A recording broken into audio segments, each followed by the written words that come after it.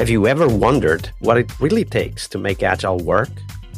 Well, at the Global Agile Summit, we're bringing you real-life, first-person stories of Agile succeeding out there in the real world that will inspire you to take action. Whether you're a leader, a product innovator, a developer, you'll hear practical insights from those who've done it. They'll be telling their own stories from the stage. I'll tell you more about this at the end of this episode, so stay back and listen to the full detailed description of what we have in store for you at the Global Agile Summit. But if you can't wait, you can go right now to globalagilesummit.com and check out our full schedule. For now, on to the episode, but I'll see you at the end of this episode with more details on the Global Agile Summit. Talk to you soon.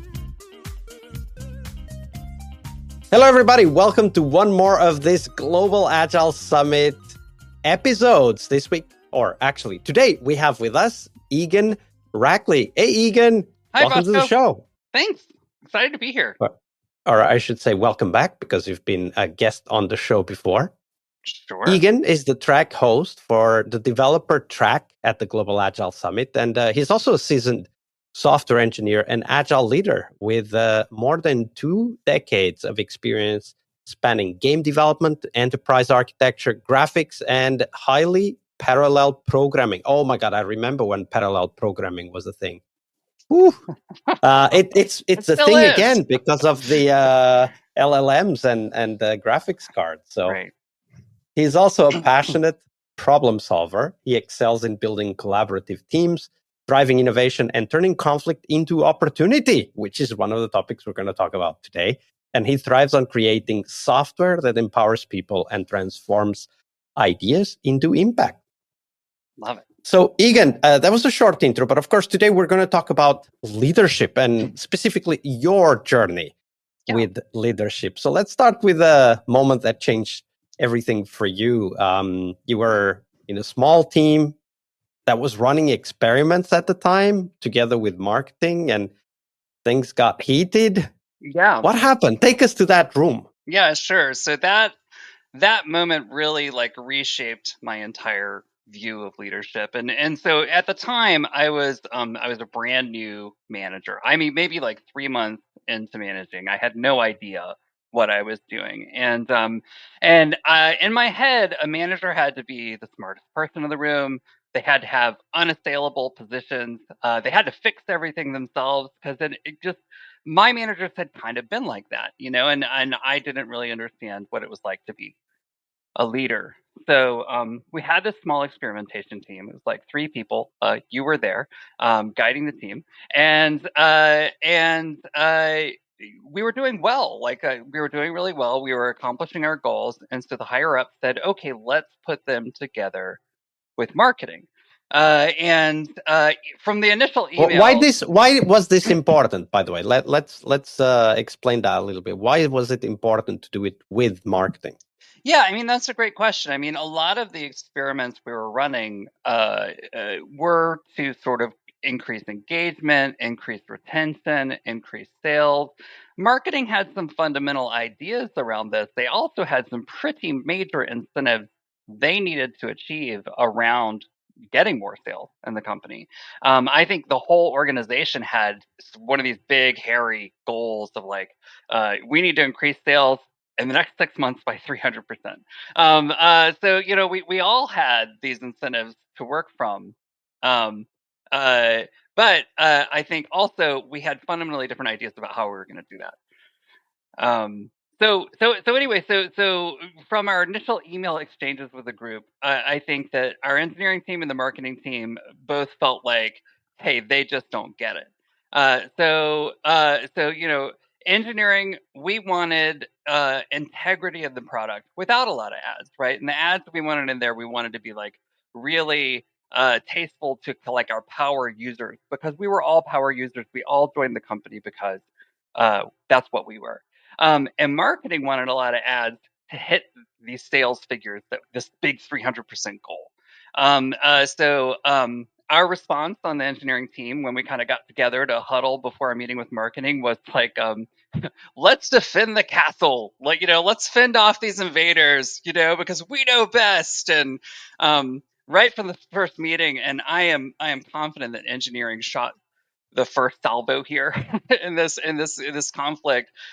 We just started sniping. Marketing started sniping back. It got heated. I mean, we moved from sort of regular like corporate resentment to full blown fighting. I don't know if there was yelling involved, but we were angry.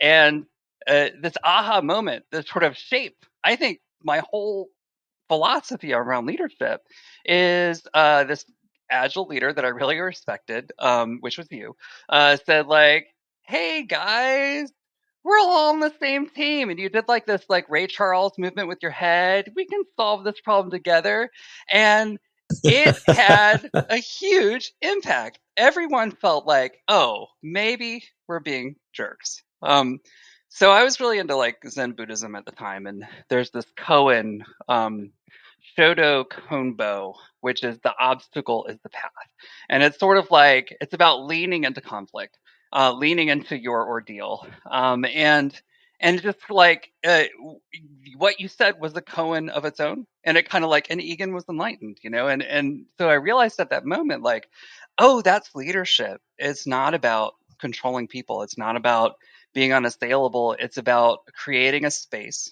that facilitates collaboration and helps people solve problems together. And that blew my mind because it's something I might actually be good at, right? The leadership being unassailable, it's not a strength I'm ever going to have, but like helping people solve problems, maybe I could do this. And so, you know, when our two teams got to that meeting, our team came to the table in a way where we both felt something was happening to us, not with us. And when you said what you said, it changed that dynamic. We were now together on the same team. So my core takeaway from that moment was like the best leaders don't fix everything. It's sort of the opposite, right? The team is in charge of that. They're just helping that happen.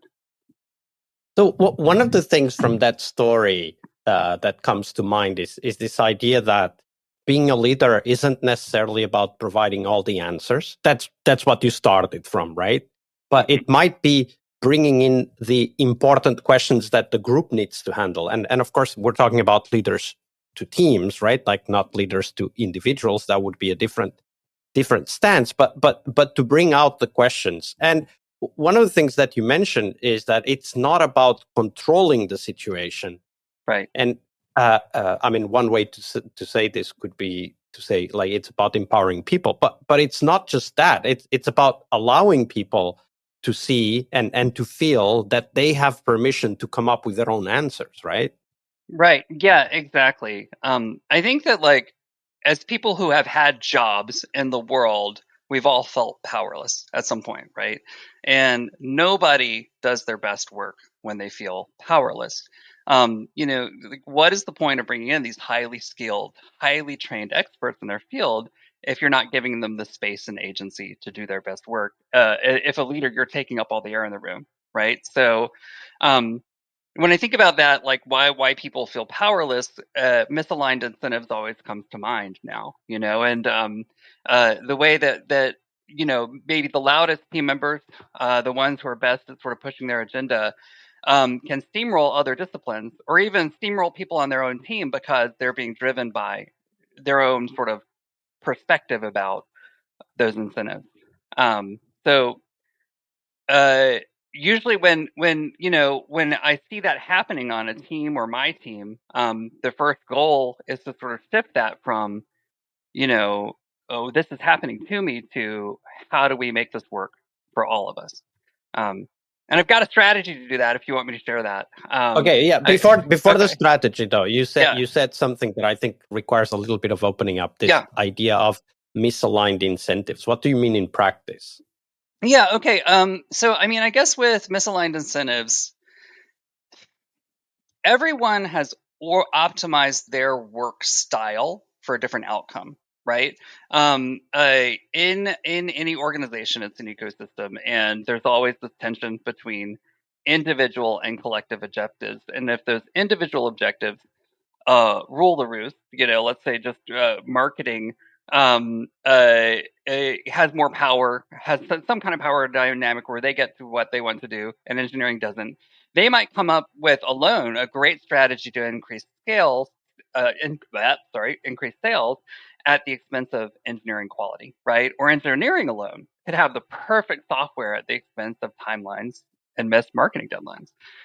So the strength in the tension between these sort of individual and collective objectives is when they can work together, right? It's in the overlap between those. So together, those teams can find a solution that's good enough to do both, where no So one feels what you're powerless. saying is that leaders should be aware of that tension, and they should, together with the people, find ways in which the tension can be removed, or at least most of the tension can be removed, right? Yeah, I would say like tension is a good thing. I think it just make it visible, right? It's kind of like a leak in a wall. It's going to cause problems even if you don't see it. But if everyone has a shared set of goals, those goals can transcend those individual incentives, which will reduce the tension or redirect it so that everybody's kind of rowing in the same direction or going toward the same goal. Okay, so let's take an example from your life as a leader, right? Like, because Yeah, you now have a lot of experience, but of course it can also be from your life as a contributor, whatever right. that is. But Yeah. walk us through that situation that illustrates this tension and how we might, as leaders, be able to dispel it. Probably, just the one that comes to mind is actually from that first situation, right? Is we revisited that tension later because it's not something that just goes away when you have one meeting, right? Everyone is going to continue to work toward their own incentives. Is we got together later and we sort of answered a set of questions around how we align each other better. And we came up with a goal of increasing sales by 300% without compromising the integrity of the product. So everything that we did as a team needed to be measured against that goal. And it gave the engineering team a sense of agency where we could say, hey, wait, does this meet our goal? Does this violate the integrity of the product? And there were several advertisements that we objected to, they wanted to put a wheel of deals in the product that someone would spin and get a discount. That didn't go into the product because we were all now working from that shared goal. Does that answer your question? Okay, so let's break it down. All right. Yeah. So we start from the conflict. We Yeah. recognize there's a conflict, right? Yeah. Marketing wants to push more ads into the product. Yeah. You, as the technical team, also kind of representing the power users, as you said. So you Yeah. almost felt invested in the Yeah. product itself. Right. You wanted to say, hey, no, this isn't aligned with what we think the product should be. Yeah. That created the tension. But Yeah. then the tension was resolved, right? Hmm. Like you were talking about, okay, so we found a way in order for the ads to be in the product, but for them to be, in line with something that we could accept, right? Like, Yeah. how did you get to that point, right? Because it Sure. isn't just about, hey, we're all working together. That's maybe the Yeah. beginning of the opening, but it's not how it happens in practice. So what happened? What got you, the tech team and the marketing team, to a point where you said, okay, we still have our own incentives, but now Right. we have a common direction?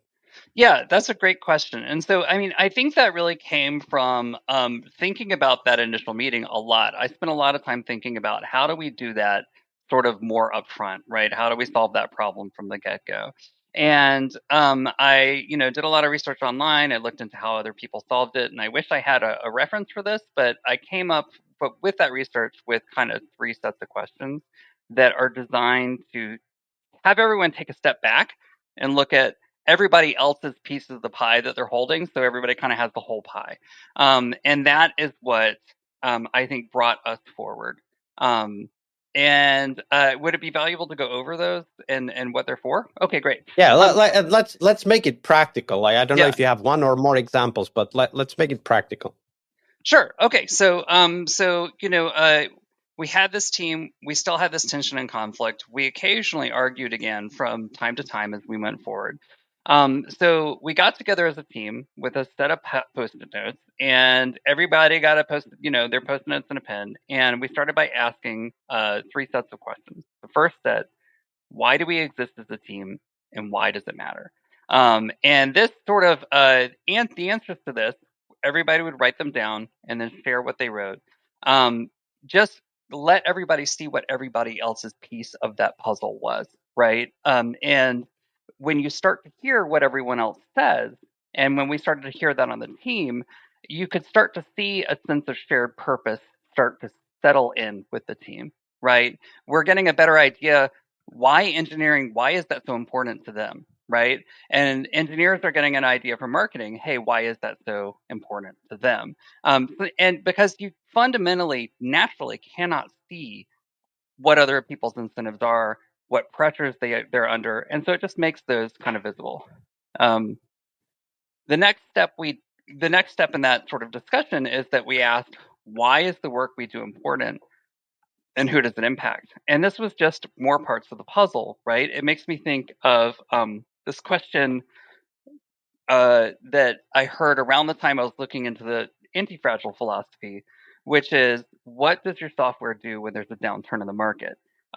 Engineers have no idea generally how to answer that question, right? Marketing might have some ideas, but engineers are great problem solvers. So from my perspective as an engineering leader, it gives us an opportunity to step forward into a space that we're not usually present in and start thinking about our software problems from the big picture. And I think that's what this question does for the teams as well. And then the last set of questions is, what is our desired outcome, and when have we achieved it?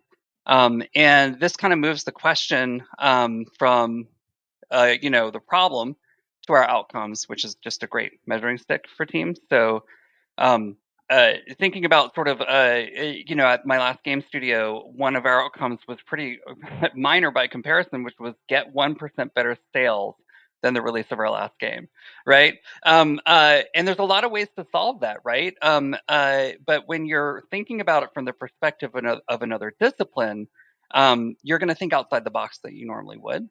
And if you don't have that information, you won't necessarily be rowing in the same direction when you try to solve that problem. And the last part of that question, when have we achieved it, is left sort of intentionally vague, because we may have achieved it in the past, and it's just as important to look back as to look forward. So I've definitely had several teams, just thinking about that game team, where you're thinking about a perspective from production, art, engineering, game design. Everybody has different problems to solve, and it just makes sure that we have measurable goals that all point in the same direction. So once everybody got together, we all answered those questions, then we just did this silly thing, which is we voted on what we thought was most important, which is like, doesn't seem like it'd be that impactful, but in that moment, you can sort of see, once we have those shared objectives, that shared purpose, you can sort of see the resentment turn into investment in that purpose. And that's like a really great moment, with a team where we really, I think more than any other time when we were working together, stopped hating each other, and really started thinking like, oh, these are other human beings, and we really can do this together. So that's sort of the impact that I felt like it had. Yeah, this is a beautiful story. Also because of course, it's a concrete set of questions, but also because it kind of brings out something that is critical for many, for all product developers out there, whether they're testers or coders or designers or marketing or copywriters, whatever you are. There's a lot of this. You called it misaligned incentives. I would say different goals, or goals that are, at least on the surface, not really going in the same direction. And when you name it, and this is actually a very powerful tool, very powerful coaching tool. If you help the team name the problem, whether you help with the naming or you ask the questions that lead to the naming, once you name it, you can tackle it, right? Like you said, we went from resentment to a level of investment that I had not seen before. And that's the power of naming the conflict, right? Yeah, absolutely. I think it's just, making that visible. And I think it's something where if your boss came and said, you're going to work together now and here are your shared objectives, that wouldn't work at all. So it's not just that it was named, but that we named it, right? Because the collaboration needed to come from us, not from on high. And I think that having the autonomy to figure that out for ourselves built trust. And I think that's part of what helped us move forward together. And this is actually very interesting because it leads on very, I'd say it's a beautiful segue into the next question. Now, I know you. We've worked together quite like 3 years or whatever Yep, it was, that's and about right. we went through a coaching process where I was coaching you Right. in your journey, and and you revealed something that is part of our conversation, so it's not a secret in any way. That you once saw conflict as something to avoid, right? Like you would avoid conflict and would get the impression that things are getting better because we successfully avoided conflict. Right. But now you see it that maybe an opportunity, right? So what changed and what was that, I guess, insight and perspective change in you that allowed you to understand that conflict is not necessarily a problem, but something we can harness as a source of energy. Right. Yeah. I mean, and this was, this was a process to come to this realization. But like you said, I am conflict averse, right? I have always been terrified of conflict from this worldview that, being a leader, good leader, meant making everybody happy and being the most knowledgeable. Um, uh, doesn't really work for me because I've lived with imposter syndrome my entire career. So I never really felt like I was achieving that, even though I sort of thought that's how it was supposed to work. So, through this process with several teams, I started to realize that, uh, conflict when we were fighting, just, I know I keep coming back to this old story with the marketing team, but it was a signal that something wasn't clear, right? Whether it's our priorities, our goals, our boundaries, our incentives, it's data, right? It's like a bat signal, which I now look as like a juicy opportunity to help people add clarity. Um, because it's kind of like I was saying before, misalignment or not having the shared goals, it's going to cause problems whether you see it or not. And conflict's going to give you the space to do what you said, make that visible to everyone, right? And if you don't harness that conflict, you're going to lose that opportunity, and that problem is still going to be there, like a leak in your wall. Um, so probably a good example about that, I know you mentioned sort of earlier, is that I've made a very intentional decision to go back to being an IC as an engineer because I'm in a new industry and I want to spend some time doing technical work before I go back into leadership again. And I recently had two members who were just had communication styles that triggered each other, right, on my team. And so we're in a meeting and it's very similar to the marketing meeting where one is saying something, the other one is getting more heated, and they both think they have the right way to do it, right? Like, this is the right way to do it, and neither of them are technically wrong, right? But they drive each other crazy and they started fighting. So I pulled that same trick out of my hat that you did, which I just said, hey, everybody, we're on the same team. We can solve this together. And then just had to ask a couple other questions like, what do we gain? What do we lose? And what's good enough for our studio to deliver this game? So as we're thinking about being conflict averse, a lot of ICs are, right? I'm not the only IC that ever felt Even that way. managers as well, Right. right? Like Like we're all me. humans. Right. Yeah, exactly. So, so that can happen, right? You don't have to be a manager to lean into the conflict and make it better. That's what makes Agile so great, right? There's an opportunity for everyone on the team to inspire change in others in the organization. And And I want to highlight what you just said. This is what makes Agile so great. So when you say that, you're actually implicitly also alluding to the fact that in an Agile team, everybody is brought in on the decision process, right? It's not the manager that knows the answer. I mean, they might know, but in an Agile context, we expect the answer can come from anywhere. It can come from the manager, from any of the ICs, from another team who we are collaborating with, whatever that is, right? Right, and that's what makes it so powerful, right? Because if you have one guy at the top or woman who knows all the answers and tells everybody what to do, there is a ton of knowledge and skill at the bottom that's just wasted, right? And so, like when you bring everybody in on that solution and you have tools and strategies um, to build trust and bring people's skills to the forefront, I think you have a much more powerful team. Yeah, there's this principle in the book Shift from Product to People, uh, uh, which we have helped publish here on the podcast. And the principle is called the Ratatouille principle, based on, of course, Pixar's movie of the Ratatouille mouse, who ends up being a wonderful cook. And the whole premise of the movie is that, great cooks can come from anywhere. Not everybody knows how to cook, but a great cook could come from anywhere. And this is the same idea that we're expressing here. So as a leadership principle in Agile Teams, we start from that perspective that the leader might even be able to name the conflict. Yeah. But they can't bring up the solution because the solution needs to happen in the team, right? And you said something which I think was very well articulated, which is that the job of the leader is not to solve the team's problems, but rather to create the space in which the team themselves can solve the problems, because we want them to continue to do that later, but also because it brings them along, right? Like they own the solution then. Exactly. And they've got perspectives that each other don't have, even about those other disciplines, where someone from marketing might have an engineering idea that has not occurred to engineering that might be like, oh, wow, because they're coming at it from a completely different angle. So those other perspectives are so valuable. And when you all own the solution, you get access to them. Yeah, and you were just talking about this kind of career step that you took.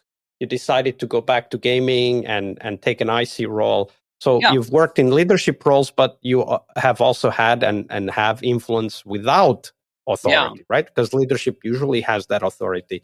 But where you are now, for example, you're not working from authority. You're working from respect, from collaboration.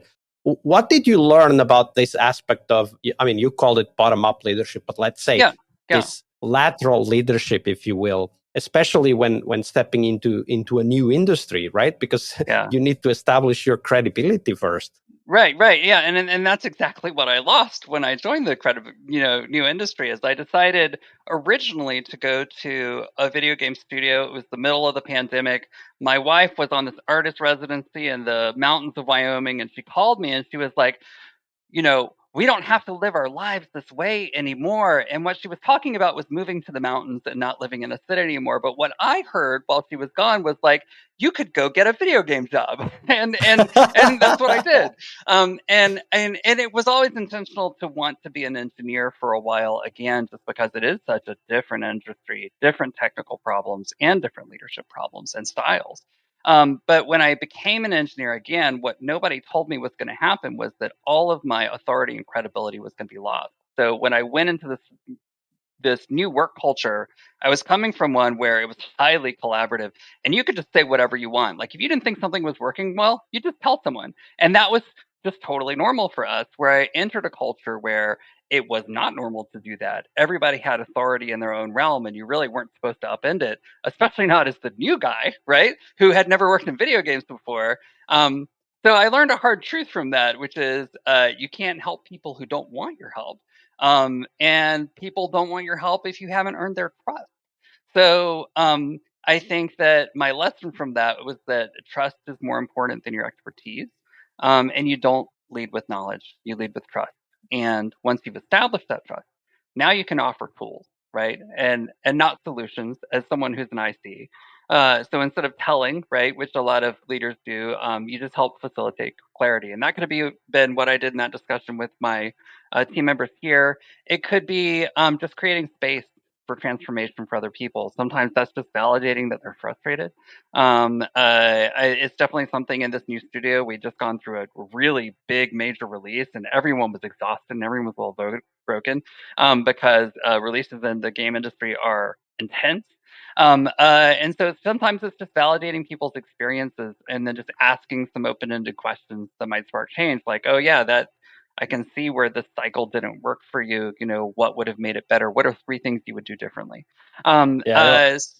Go ahead. One of the things that I do have to kind of highlight and point to is this ability you have to step back and take the role of the person who listens. This is very important, right? Like Sure. for either lateral or hierarchical leadership, whatever that is. And you said something that is very important. Sometimes you get trust by just listening and validating somebody's experience, right? Like when somebody comes to you and says, "I'm really frustrated," and we can just say, you have the right, and you're absolutely right to be frustrated. Even if they're telling us they're frustrated towards us, that's fine because it's their experience. We don't need to take ownership or blame for their frustration. We can just recognize it's there. So, I can clearly see you've done therapy. That's really great because it's a great tool when dealing with people, right?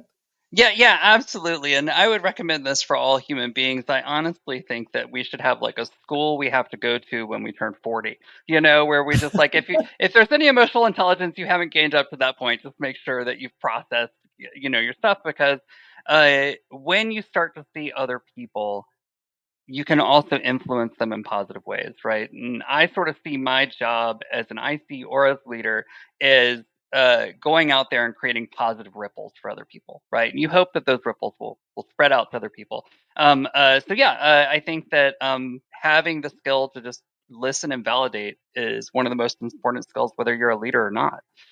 You don't have to be in charge; you just can't be a jerk about it, and that's where that really helps. Yeah, and listening and validating is so powerful because of what you said. We need to lead with trust, not knowledge or answers, right? Many leaders see themselves as, I must have the answers to everything I get asked. Yeah, but there is no human being who has that. Maybe AI at some point will be able to do that. Not yet, but maybe at some point. But humans won't be able to do that because we can't have an infinite number of experiences. Everybody's got their own experience and they need to go through processes, challenges that we can't see. Now, even in that, I think it's super important to understand that we need to build trust in very practical ways. So you've already pointed to a couple of them, listen and validate. So we don't need to take responsibility for other people's anger or frustration, but we can recognize it's there and we can tell them it's fine to be angry. It's fine to be frustrated. That just means you're invested. You want to do something great with the time that you spend here. Okay. But how else do you build trust with your colleagues and your teams, Eagan? Right. Sometimes it is that it's not just your job to listen and validate, but it's your job to, even if you know something isn't effective through your own experience, to let people learn that for themselves, especially if you're in an IC role. And I think that kind of the other thing that will create trust is making sure that that's a great question, actually. I think that I generally build trust through listening and validation, through making sure that I'm taking care of my part of the problem, but also looking for opportunities to ask people questions about why they're solving the problems the way they're solving them. Right. And I think that we don't think about it. Right. We're all in survival mode half of the time. Right. Just saying like, I'm going to the Especially next thing. in the gaming industry. Right. Right. Yeah, absolutely. Right. It can be a little unnerving. So asking people sort of, oh, why are you solving this that way? Just gets them thinking about like, well, why am I solving this problem that way? And I think that when you're able to ask that and help people come to their own conclusions meaningfully, it builds trust that you're not trying to somehow control them or get them to think in a certain way, but just empower them, right? Because that's where teams are the least productive in my mind, is when, like I said earlier, they're powerless. Absolutely. All right, this is a deep conversation.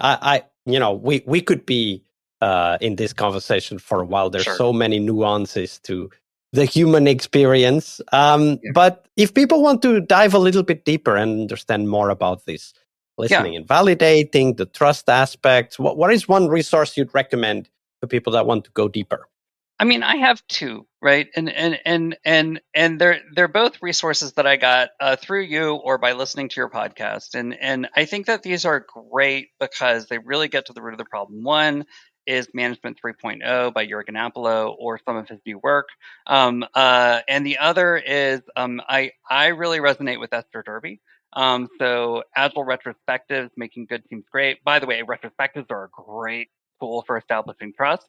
And her podcast, Change by Attraction, really blew my mind, right? And her sort of 7 laws of positive productive change, where you can just help people and organizations deal with change, and they just got a lot of great tools for doing that. So both of those really resonate with me and are tools that I've come back to again and again in my career. All right, and of course, you're here because you're also the host of the developer track at the Global Agile Summit. So, sure. From the host of the developers track, why do you believe people should come to the Global Agile Summit?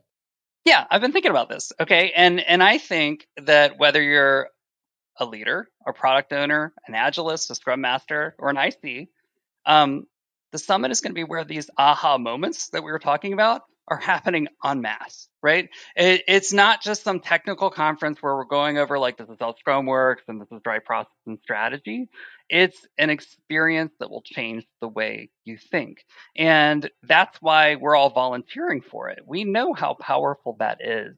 So if you're serious about growth, about real collaboration, and about building better teams, this is where you need to be. That's my pitch. Absolutely. Great pitch. And I would only add to that, bring questions, right? Like we're not here only to share answers. We're also here to bring questions that we can, tackle together and try different experiments, create a community, try different things in different parts of the world and learn from each other. Absolutely. So Eagan, if people want to get in touch and maybe ask you a few follow-up questions, where can they link up with you? Yeah, so I love having conversations about we can build better teams. So if you're interested, let's definitely connect and just talk about it. I'm working on a workshop right now for game developers that's sort of focused on reducing burnout and reigniting love of games. So if people are interested in having that conversation or helping me test that, reach out. You can go to eganrackley.com. You can find me on LinkedIn. My email is eagan.rackley@gmail.com. I mean, feel free to reach out. This is something that I love to talk about with other people. Absolutely. Eagan, it's been a pleasure. Thank you very much for your time and for your generosity with your knowledge. Oh, thank you for having me on the show, Vasco. It was really fun. Hey, friend. Thank you for staying. Here is all you need to know about the Global Agile Summit. If you've ever suffered or know people who are suffering from agile fatigue, this event is for you. Agile fatigue is that feeling that settles in when we can't really see a light at the end of the tunnel. We get discouraged, especially when conversations revolve around the same old frameworks, the same old buzzwords and theories. We don't feel that energy anymore. Well, the Global Agile Summit is a different kind of event. We're bringing you real-life first-person stories of Agile succeeding out there in the real world that will inspire you to take action and transform the way you work. The Global Agile Summit will happen in Tallinn, Estonia, May 18th, that's the workshop day, and then 19th and 20th, the conference day. And Tallinn, Estonia is one of the most innovative tech hubs in Europe. The Global Agile Summit is hosted together with Latitude 59, which is kind of a citywide celebration of software startups and groundbreaking ideas. And we'll have a shared ticket for you to attend those events as well. So who will be speaking? Well, we've got an incredible lineup of thought leaders in software and Agile. For example, Clinton Keith, the person who literally wrote the book on game development with Scrum, and is busy bringing Agile to the world of game development. You must check his session. The very famous and well-known Jürgen Apelo, author of Management 3.0, will be talking and exploring about AI's impact on leadership. We also have Gojko Adzic, who's taking an unconventional look at the product growth with his lizard optimization keynote. Other speakers include, for example, Sven Dietz, who's challenging everything we know about software development by literally ditching contracts and estimates. Can you imagine? His teams deliver software before their competitors are even done with the contract negotiation. How agile is that? But there's more. We'll cover engineering practices in our developer track with talks on, for example, AI-assisted test-driven development, developing products in minutes with a different approach to how we develop, configure, deploy platforms, and much more. We also have a product track where we cover cutting-edge ideas around product discovery, delighting customers with product delight frameworks. We'll have a talk about that. And we also have an agile business track where we will talk about, for example, open strategy, a very agile approach to managing organizations and delivering software faster to clients, faster than you can even write a contract, literally. I mean, I already told you about Sven Ditz's story. It's amazing. It definitely is a must-see. I'm sure you'll be inspired and get a lot of ideas for your own software projects and software delivery. Now, whether you're a business leader, a product innovator, or a developer, you'll definitely find value in our 3 focused tracks. That's Agile Business for those working with businesses and organizations, Agile Product for product managers, product owners, and innovators, and Agile Developer for the builders making Agile work in practice, the coders, the testers, the designers, the producers, the Scrum Masters, you name it. If you join, you will meet over 200 Agile professionals from all over the world. People who, just like you, want to grow, want to share, and want to learn by challenging the ideas that don't work anymore. At the Global Agile Summit, you'll get new connections, fresh ideas, and the energy to take your own Agile to the next level. And who knows, maybe even find your next career opportunity. So don't miss out. Check out the full program and grab your ticket now at globalagilesummit.com. I'm really looking forward to seeing you all in Tallinn, Estonia in May. I'll see you there.